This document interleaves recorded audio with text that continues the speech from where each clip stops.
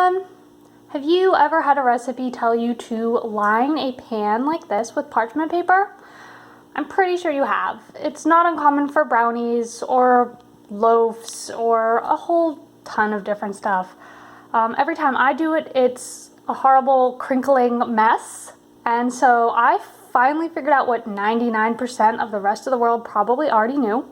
If there's anyone out there like me who is still fighting with those messy, nasty corners when they have to line their pans, I just wanted to show you that by cutting out the corners of your parchment paper like this, it makes it a whole lot easier. So if you can see, I just kind of roughly, I laid it over and I cut out the corners, leaving some nice overhangs.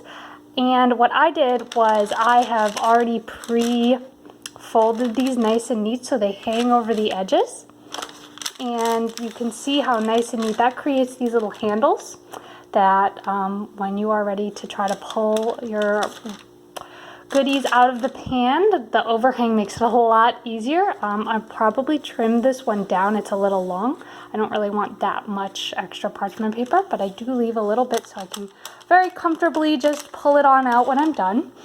So I just wanted to give this little trick to anyone else who's just throwing their parchment paper in the pan like I used to without cutting the edges. It does leave a little bit exposed, but you know, it's just a tiny bit of the pan as opposed to having that awful crinkle, which a lot of times when I bake, I'll get really terrible corners of whatever I'm baking due to that crinkle. So this makes it nice and neat and much easier to deal with. So I hope this helps someone out there. Bye!